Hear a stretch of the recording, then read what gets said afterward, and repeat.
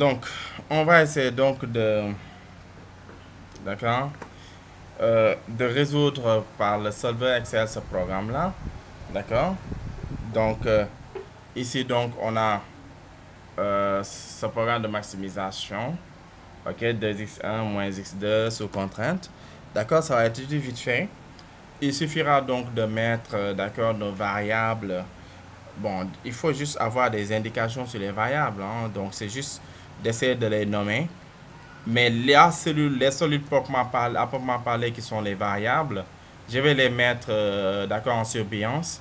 Je vais les colorer pour pouvoir les identifier. C'est les cellules en jaune qui sont mes variables, mes cellules vides.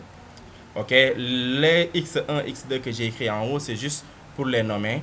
D'accord, pour que vous sachiez que la cellule jaune qui est en dessous de ce x1 là, c'est elle la variable x1.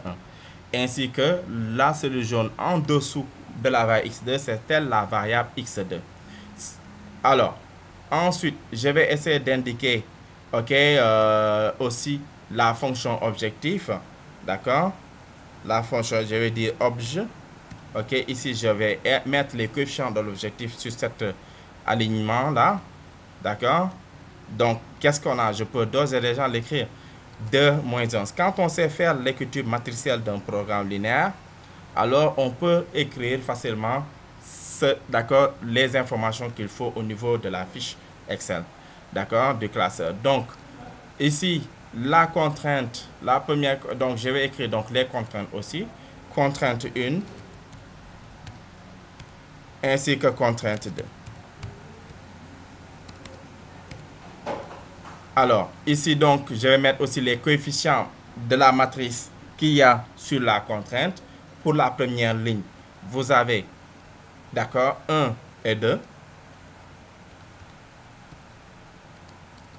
Pour la deuxième ligne, j'ai 0 et 2. Je ne suis pas obligé de faire comme pour l'écriture matricielle où je change le signe. Ici, non, parce que, OK, je ne suis pas obligé. J'ai la possibilité au niveau du solver de dire supérieur égal carrément si j'ai une contrainte de type supérieur égal. Ce n'est pas comme si je n'avais pas le choix. Donc, du coup, je vais donc écrire la matrice, les coefficients tels qu'elles sont dans le programme. Ensuite, ici, je vais écrire les seconds membres. J'ai écrit les seconds membres, 7 et 1. 7 ici et 1 là. Ici, donc, dans cette zone, je vais le réserver pour l'écriture, d'accord, pour l'écriture des expressions, ainsi que pour celui-là aussi, d'accord, à qui je vais donner aussi une autre couleur spéciale, c'est la fonction objectif. J'ai écrit l'expression de la fonction objectif ici, et ensuite l'expression des contraintes dans les autres. Donc ici, pour l'objectif, qu'est-ce que j'ai? J'écris, hein, ça c'est maintenant Excel. Savoir écrire une fonction dans Excel. Donc là, je mets égal. OK, je mets égal. Et j'ai envie de mettre l'expression de la fonction objectif qu'on voit ici. C'est-à-dire 2x1 moins x2. Vous voyez qu'on a mis les données. Donc, j'ai cette cellule que je dois multiplier par la cellule x1. D'accord?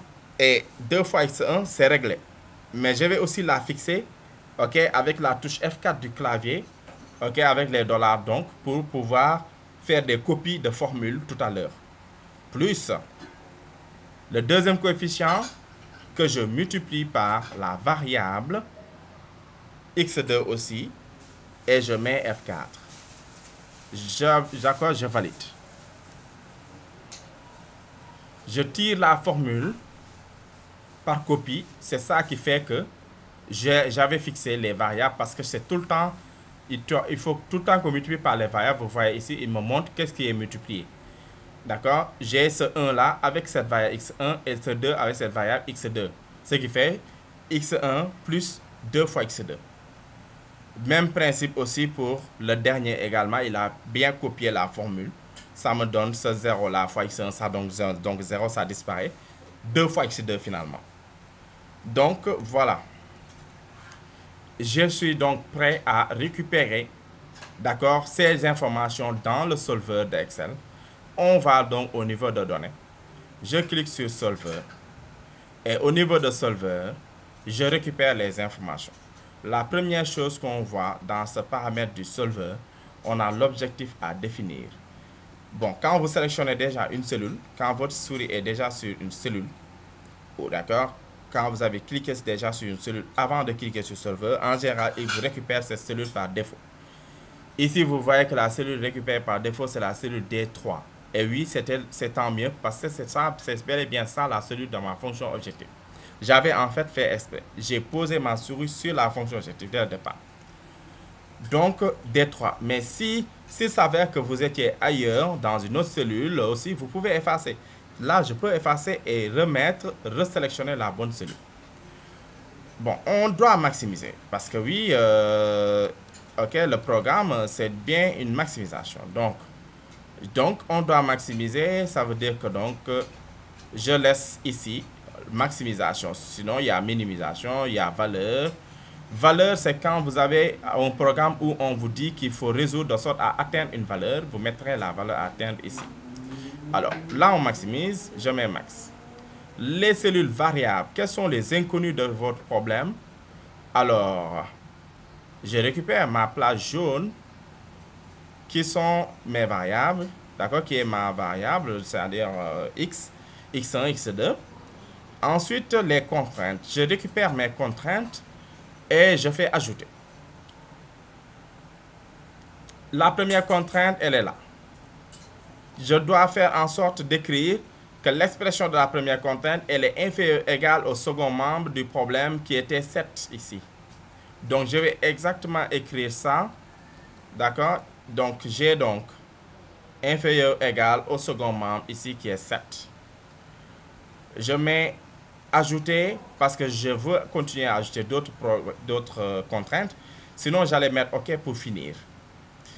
Je passe à la contrainte suivante qui est là et je dis que c'est aussi, là on avait supérieur ou égal à 1. Donc je mets supérieur ou égal et là je mets second membre 1.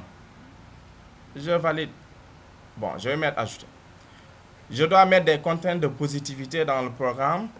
OK, alors voilà, je récupère mes variables et je dis qu'elles sont positives. D'accord, je mets 0. OK. Je peux mettre OK parce que je n'aurai plus à ajouter d'autres contraintes. Voilà. On choisit le type de programme à résoudre, c'est le simplex. D'accord, la méthode de résolution. Et donc, je fais résoudre après. On a trouvé une solution. Le solver a trouvé une solution satisfaisant toutes les contraintes et les conditions d'optimisation. D'accord, on nous demande de conserver la solution du solver. Oui, d'accord, c'est coché. Sinon, il va remettre à 0, rétablir les valeurs d'origine. Bon, on met OK pour garder les choses comme ça et on a la solution. Le programme, les variables sont là. La fonction objectif, on trouvera 11,5 comme valeur maximale qu'on peut atteindre. X1, on trouvera 6. X2, on trouvera 0,5 ou 1,5. D'accord? On constate ici que toutes les contraintes aussi sont saturées. OK? Donc, il n'y a aucune marge quand on est à l'optimalité. D'accord? Et donc, voilà donc ce qui donne, d'accord, comment on fait donc pour résoudre, OK, par OK, le serveur d'Excel. D'accord? Donc, voilà ce qu'il fallait voir à ce niveau-là.